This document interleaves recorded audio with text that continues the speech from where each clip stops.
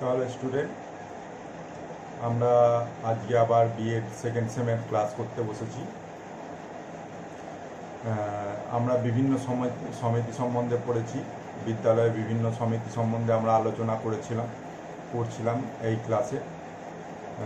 আমরা তার মধ্যে পরিচালন সমিতি সম্বন্ধে ডিটেলসে পড়েছি, কারা কারা থাকে, কীভাবে পরিচালন সমিতি কাজ করে, এইসব ব্যাপারগুলো আমরা পড়েছি। এরপরে আমাদের যেটা একটা ভাইটাল সমিতি আছে, সেটা হচ্ছে অর্থ সমিতি বা ফিনান্স কমিটি। এটা তোমরা সবাই জানো যে এখন প্রত্যেক স্কুলেই ফিনান্স কমিটি থাকা জরুরি। পশ্চিমবঙ্গ সরকার বলেছেন যে কি এইরকম প্রত্যেক স্কুলেই ফিনান্স কমিটি রাখতে হবে। তাহলে প্রত্যেক স্কুলেই ফিনান্স কমিটি আছে। এই ফিনান্স কমিটি নিয়ে আজকে আমরা পড়ব। ফিনান্স কমিটির কী কী কার্যকারিতা, ফিনান্স কমিটি কীভাবে চলে, এইসব ব্যাপারগুলো নিয়ে আমরা পড়ব। কে কে থাকেন এই ফিনান্স কমিটির মধ্যে, এইসব ব্যাপারগুলো নিয়ে আমরা আজকে পড়ব। ঠিক আছে?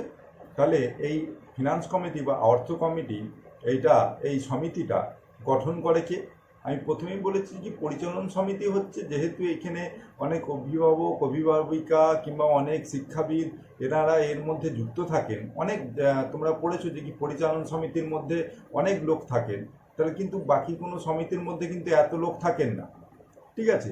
তার জন্য এই অর্থ সমিতির যেসব যে কার্যকারিতা, সেটা কিন্তু ডিপেন্ড করে মেনলি পরিচালন সমিতির উপরে। ঠিক আছে? তাহলে এই পরিচালন সমিতি কিন্তু কি করে, অর্থ সমিতিকে গঠন করে। ঠিক আছে? পরিচালন সমিতি অর্থ সমিতিকে গঠন করে।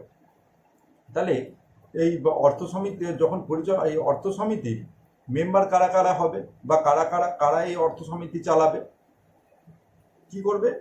বিদ্যালয় পরিচালন সমিতির সম্পাদক হবেন। ঠিক আছে? যিনি বিদ্যালয় পরিচালন সমিতির সম্পাদক হবেন, যিনি হবেন, ঠিক আছে, এই কমিটি অর্থাৎ অর্থ কমিটির সভাপতি তিনি হবেন। ওইখানকার সম্পাদক, এখানকার সভাপতি। নেক্সট, যদি বিদ্যালয়ের ধরে নাও, আমরা কি দেখে থাকি যে বিদ্যালয় পরিচালন সমিতির সাধারণত সম্পাদক যদি প্রধান শিক্ষক হয়ে থাকেন। ঠিক আছে? যদি বিদ্যালয়ের প্রধান শিক্ষক পরিচালন সমিতির সম্পাদক হয়ে থাকেন, তাহলে কি হবে? সেক্ষেত্রে অর্থ কমিটির সভাপতি হবে। ওইখানকার সম্পাদক, এখানকার সভাপতি, ঠিক আছে, হবেন বিদ্যালয় পরিচালন সমিতির সভাপতি। ঠিক আছে? তাহলে কি হলো? সেক্ষেত্রে অর্থ সমিতির সভাপতি হবেন বিদ্যালয় পরিচালন সমিতির সভাপতি। যদি হেডমাস্টার ওখানে সম্পাদক হন, ঠিক আছে, যদি প্রধান শিক্ষক পরিচালন সমিতির সম্পাদক হন, সেক্ষেত্রে অর্থ সমিতির সভাপতি হবেন আর বিদ্যালয় পরিচালন সমিতিরও সভাপতি হবেন। দুটো জায়গারই সভাপতি হবেন। তাহলে এইটির ব্যাপার। বিদ্যালয়ের প্রধান শিক্ষক সর্বক্ষেত্রে যাই হোক, আর্থিক ওর যে পজিশন আছে হেডমাস্টার হিসাবে, অর্থ সমিতির সম্পাদক হবে। তিনি অর্থ সমিতির সম্পাদক হবেন মানে পরিচালন সমিতির সভাপতি অটোমেটিক্যালি হবে, করতে হবে না, উনি তার পদাধিকার বলেন নিজে থেকেই হয়ে যাবে। আর কি, বিদ্যালয় পরিচালন সমিতির শিক্ষক প্রতিনিধিদের মধ্যে একজন এই সমিতির সদস্য হবেন। ওই যে শিক্ষক প্রতিনিধি ছিলেন যে চারজন, সেই চারজনের মধ্যে একজন এই ফিনান্স কমিটির সদস্য হবে। আর কি হবে? কিভাবে এই ফিনান্স কমিটি কাজ করে? বিদ্যালয়ে বার্ষিক বাজেট প্রস্তুত করবে, কোন খাতে কিভাবে কতটা খরচ করব, সেই বার্ষিক বাজেট তৈরি করবেন এই পরিচালন সমিতির লোকেরা। বিদ্যালয়ে অভীষ্ট রিপোর্ট, আয় কত হলো, ব্যয় কত হলো, আমি কিভাবে ব্যয় করব, কোথা থেকে কোন ফান্ড থেকে সেই টাকাটা আসবে, এই সব ব্যাপারগুলো অর্থ সমিতি দেখাশোনা করে। বিভিন্ন পরীক্ষা, ঠিক আছে, সেগুলো করা। টেন্ডার আহ্বান করা, কোনো একটা বিল্ডিং হবে, তাহলে টেন্ডার করতে হবে, সেই টেন্ডার আহ্বান কে করবে? ওই অর্থ সমিতির লোক, যারা সদস্য আছে, তারা কিন্তু এই টেন্ডারটা করবে। বিদ্যালয়ের পক্ষে কাজের আদেশ দেওয়া, কিভাবে কোন কাজ হবে সেটা দেখতে হবে অর্থ সমিতিকে। খরচের ভাউচারগুলি পরীক্ষা করা, ঠিকঠাক সব খরচ হয়েছে নাই, কোথাও উল্টোপাল্টা খরচ করে দিয়েছেন না কোনো জায়গাতে, সেগুলো টেস্ট করতে হবে। আর কি, শিক্ষক অশিক্ষক কর্মীদের বেতনের হিসেব সহ বি, তাদের হিসেব নিকেশ সব ঠিকঠাক, বেতন টেতনের ব্যাপারগুলো সব এই অর্থ সমিতি করেন। যদিও এই অর্থ সমিতি সমস্ত কাজ করে আন্ডার পরিচালন সমিতি, পরিচালন সমিতির আন্ডারে থেকে এই অর্থ সমিতি এইসব কাজগুলো করে। নেক্সট আসছে আমাদের একক সংখ্যা, ঠিক আছে। ইউনিট আমরা এখন শুনেছি যে ইউনিট টেস্ট হয়, সেই ইউনিট টেস্ট সম্বন্ধে আজকে আমরা পড়ব। কি হচ্ছে ইউনিট টেস্টের ব্যাপারটা, যে আমাদের দেশে এই ইউনিট টেস্টের ব্যাপারটা সূচনা হয়েছিল জাতীয় শিক্ষানীতি 1986 হিসাবে। এই 1986 যে সুপারিশ করা হয়েছিল সেখানে একক ইউনিট টেস্টের ব্যাপারটা এসেছিল সংখ্যা। 1986 খ্রিস্টাব্দে জাতীয় শিক্ষানীতিতে মূল্যায়ন পাঠদানের একটি অবিচ্ছেদ্য অংশ, মূল্যায়ন হচ্ছে মানে এক্সাম হচ্ছে পাঠদানের একটি অবিচ্ছেদ্য অংশ এই হিসাবে বর্ণনা করা হয়। কততে? ওই 1986-তে যে শিক্ষানীতি তৈরি হয়েছিল সেই শিক্ষানীতি অনুযায়ী, ঠিক আছে। তারপরে কি হলো, শিক্ষণ কি পরিমাণে হচ্ছে, মানে আমি যে স্কুলে গিয়ে শিখাচ্ছি, টিচারদের শিখাচ্ছেন, তাহলে কি পরিমাণে সেই শিক্ষা হচ্ছে নাকি হয়নি, তার ফিডব্যাক পাওয়ার জন্য এই ইউনিট টেস্টগুলো সাধারণত করা হয়ে থাকে। আর কি ইউনিট টেস্ট বা একক অভিক্ষা গ্রহণের মাধ্যমে শিক্ষক এমন সমস্ত তথ্য সংগ্রহ করতে পারেন, কিছু তথ্য সংগ্রহ করতে পারে যা তাকে শিক্ষককে কি করে, শিক্ষার্থীরা কি পরিমাণে শিখেছে, টেস্ট নিলে বোঝা যায়, শিক্ষক বুঝতে পারেন শিক্ষার্থীরা তার কাছ থেকে কি পরিমাণে শিখেছে এবং কোথায় অসুবিধা হচ্ছে শিক্ষার্থীদের শিখতে বা বুঝতে, আর কি তা জানতে পারেন এবং প্রয়োজনীয় ব্যবস্থা গ্রহণ করে স্টুডেন্টদের সেই জায়গাগুলো, প্রবলেমগুলো যেগুলো আছে সেগুলো সলভ করতে পারে। এই কনসেপ্ট অফ ইউনিট টেস্ট কোথা থেকে এসেছিল, ঠিক আছে, এককের ধারণা, এই সব ব্যাপারগুলো কোথা থেকে এসেছিল। শিক্ষার ক্ষেত্রে অনেক সময় কি হয়েছিল, একক বলতে বোঝায় পাঠ্যসূচির একটি অধ্যায়। একক বলতে একটি অধ্যায় হতে পারে, দুটি বা একাধিক অধ্যায়। ইউনিট টেস্টের মধ্যে একটা, দুটো বা একাধিক অধ্যায় এর মধ্যে সমন্বিত থাকে।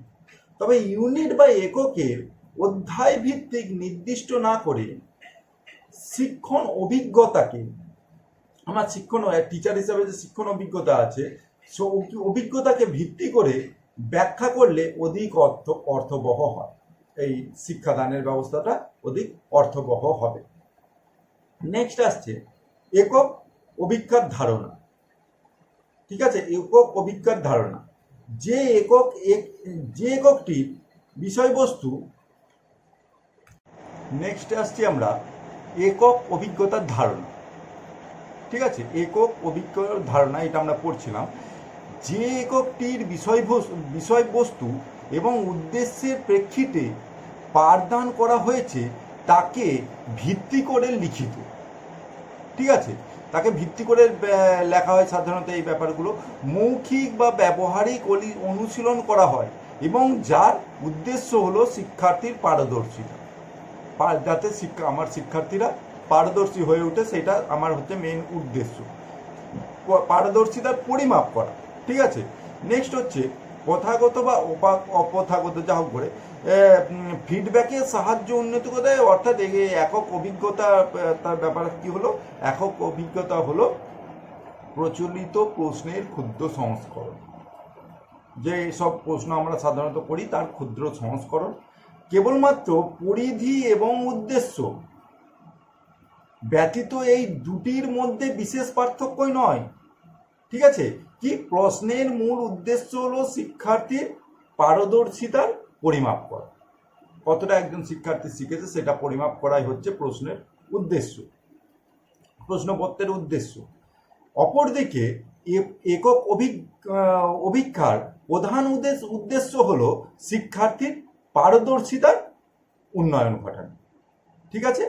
একক অভিক্ষার উদ্দেশ্য কেবলমাত্র একটি হতে পারে, একক যে অভিজ্ঞতা হয় তার উদ্দেশ্য একটি হতে পারে, কিন্তু প্রশ্নপত্রের উদ্দেশ্য কিন্তু অবশ্যই একাধিক। তার সেখানে একটি উদ্দেশ্য থাকে না, অনেক কিছু উদ্দেশ্য থাকে একটি প্রশ্নপত্রের মধ্যে। একক অভিজ্ঞার বিষয়বস্তুকে গভীরভাবে বিচার করা হয়, যেখানে প্রশ্নপত্রের বিষয়বস্তুর বিস্তার অধিক এবং নির্বাচনধর্মী। কোথায় ইউজ করা হয়?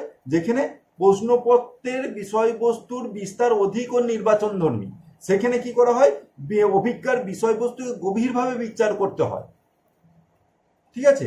আর কি নেক্সট কি আসছে? একক অভিজ্ঞার বা ইউনিট টেস্টে সব ধরনের প্রশ্ন, সব ধরনের প্রশ্ন বলতে নৈবিত্তিক প্রশ্ন, সংক্ষিপ্ত উত্তর প্রশ্ন, রচনাধর্মিক প্রশ্ন, সমস্ত টাইপের প্রশ্ন। ঠিক আছে। এবং যে কোনো সংখ্যক প্রশ্ন থাকতে পারে, এখানে অনেক সমস্ত টাইপের প্রশ্ন থাকতে পারে এবং কি যে কোনো সংখ্যক প্রশ্ন থাকতে পারে। ঠিক আছে। যা নির্ভর করে একক বিষয়টির দৈর্ঘ্যের উপর, কেমন টাইপের আমার কতটা চ্যাপ্টারের উপরে আমি ইউনিট টেস্ট নিচ্ছি তার উপরে ডিপেন্ড করে এটি। নেক্সট হচ্ছে একক অভিজ্ঞার সময় বরাদ্দ হয় কত থেকে? 10 মিনিট থেকে 1 ঘন্টার মধ্যে একক অভিজ্ঞার সময়টা বরাদ্দ করতে হয়, যে স্টুডেন্টরা পরীক্ষা দেবে তার টাইমটা। তবে অধিকাংশ ক্ষেত্রে একক অভিজ্ঞার একটি পিরিয়ড সময় দেওয়া হয়, মানে একটি পিরিয়ডের মধ্যে একটি ইউনিট টেস্ট। ঠিক আছে। অত 1 ঘন্টা বা 2 ঘন্টার ব্যাপার না, একটি পিরিয়ডের মধ্যে একটি ইউনিট টেস্ট সাধারণত নেওয়া হয়। তাছাড়া যে ইউনিট টেস্টের ফলে যে গ্রেডিং স্টুডেন্টদের মধ্যে সেটা করা হয়, আর শিক্ষার্থীদের অসুবিধা চিহ্নিত করা হয় এবং পারদর্শিতার উন্নয়নে ব্যবস্থা নেওয়া হয়। এইভাবে কিন্তু একক অভিজ্ঞাগুলো চালানো হয়। যে আমি মেন উদ্দেশ্য হলো ক্লাসের মধ্যে আমাদের তো ষান্মাসিক পরীক্ষা বা বার্ষিক পরীক্ষার ফলে একটা তো উন্নতি হয় স্টুডেন্ট, তার মধ্যে তো মূল্যায়ন হয়, কিন্তু আমি যে একটা ক্লাসের মধ্যে আমি যে কতটা পড়ালাম সেই পড়াটা ইনস্ট্যান্ট স্টুডেন্ট বুঝতে পারলো কিনা, তার জন্য যে ছোট ছোট পরীক্ষাগুলো হয় সেগুলোই মেনলি ইউনিট টেস্ট। এই ইউনিট টেস্টের মাধ্যমে আমরা স্টুডেন্টদের প্রবলেমগুলো সম্বন্ধে অনেকটাই ওয়াকিবহাল হতে পারে।